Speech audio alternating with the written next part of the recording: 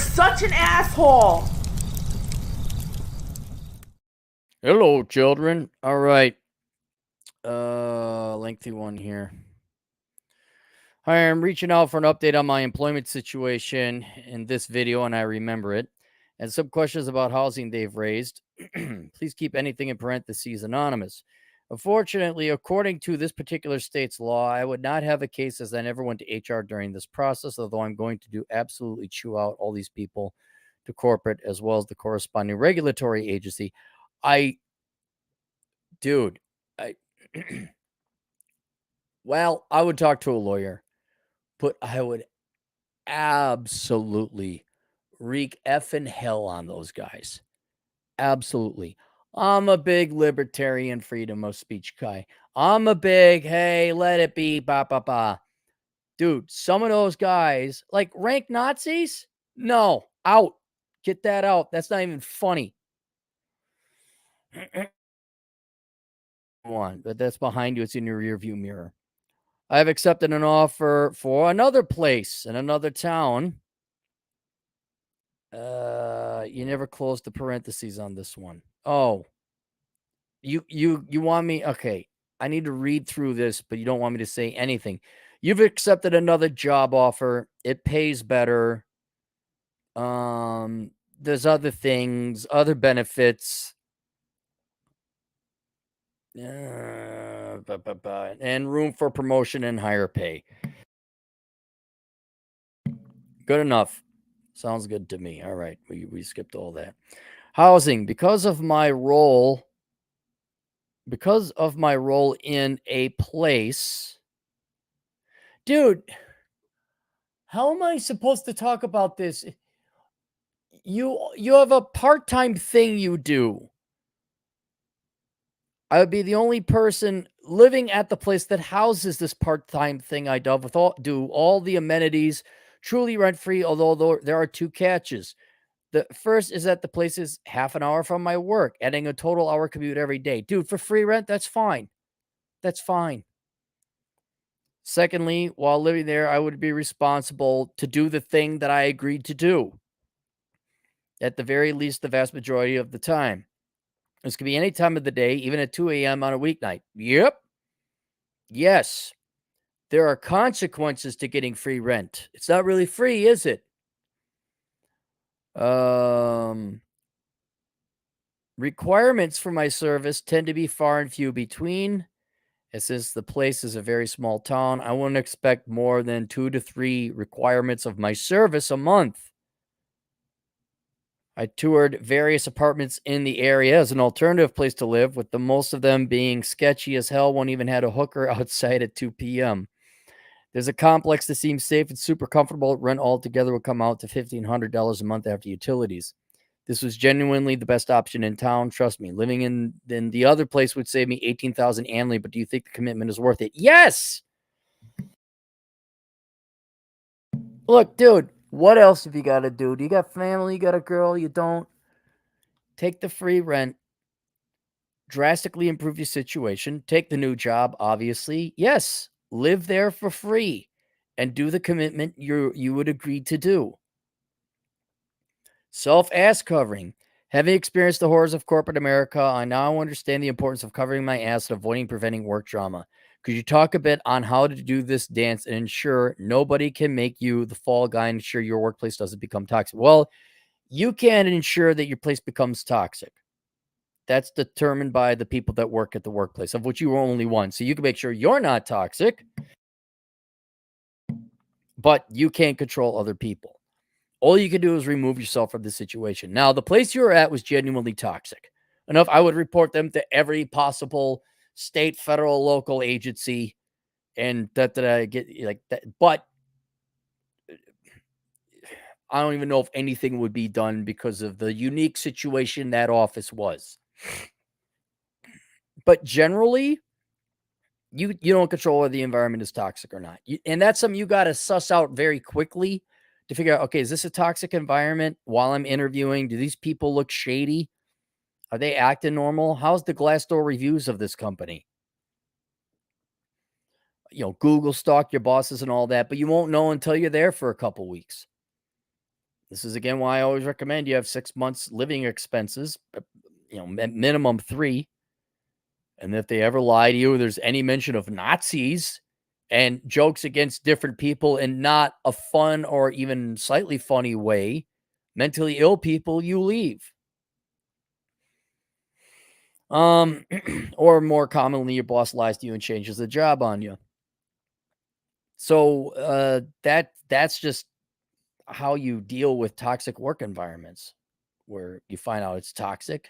You can go through the channels, go to HR. Yeah, this gal fidgeted with my nuts when I was like at the cafeteria. I find that unacceptable. Yeah, this guy is farting all the time. Yeah, this guy keeps making jokes about Jews or Hispanics or women, and some were kind of funny actually, and I kind of ignored it, but it's starting to get annoying now.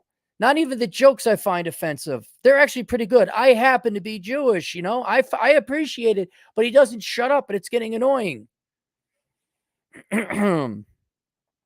So that's where the procedure you go and you try to stop the toxicity.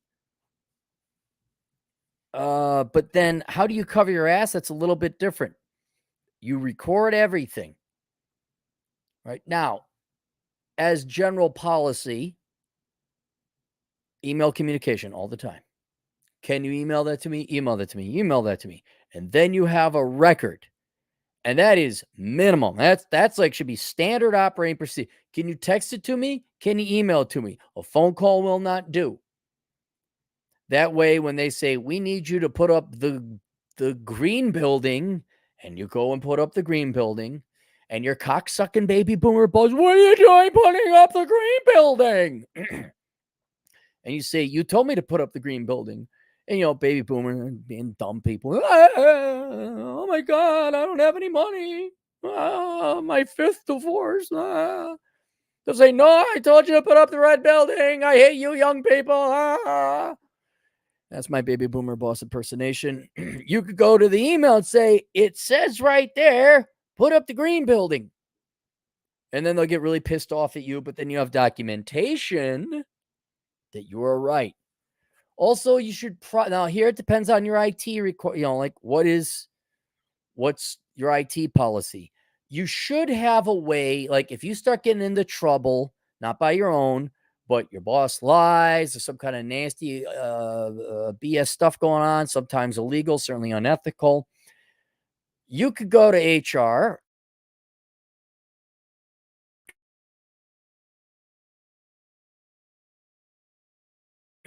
Serious.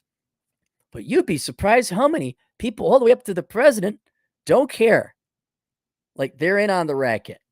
So what you need to do is somehow, if it's possible, get documentation. Like if the email is one kind of documentation, but print off the emails and get them off site. Take a picture of the email with your phone camera. Say, here's the email.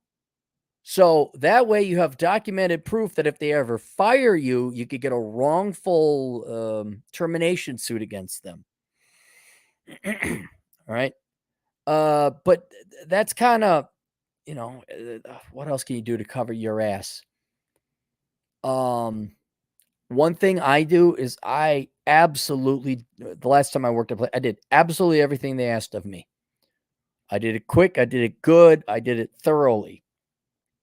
I did exactly like there was no way they could complain. So every time there was a complaint, it's because they were like trying to scam something or trying to get a loan through, or they're just being stupid. Like make sure it isn't your fault. So documentation, if things start to look a little bit hairy, off-site copies of proof. Make sure you do your job exactly right. And then a lot of it is it's outside the job. Like, I don't need this job. I got another job. This is why inevitably I say all you got, my team anyway, you all should be aiming for 1099 work. You should all be aiming to be like working from home, independent contractor, or your own boss or some other way, so you don't have to deal with this crap. Now, I can't imagine your new employer being anywhere near as bad as your previous one. But, just in case, these are the things you got to do. What I'd even more be worried about with you is because of your bad experience, you're going to have your guard way up, and it's going to throw some people off. So don't assume everyone's a dick. Don't assume everyone's out to get you. Wait for them to prove it. Don't worry, they will. You'll know who the dicks are pretty soon. Won't take that long. And then also just keep your head down. Don't get involved in office politics. Like, well, Becky was saying, Trisha, and she was disrespecting me. And you shouldn't have to worry about it with your background. But at the other place you did, any of that petty office politics, well, she didn't do that thing. Yeah, I did right here. Just stay out of it. Like, no, I wasn't disrespecting him. Like, oh, okay. Maybe you could go hang out with them if you wanted to for social events because of the unique place you're in. But just lay low, run silent, run deep. Let everybody expose themselves and their true nature before you do yourself. All right? Yeah. So there you go. And there's no way to ensure your workplace doesn't become toxic. You leave. That's why you always have an out. You always have an out. But hopefully you won't have to deal with that. All right. Any super chats? No super chats. See you guys later. Toodles.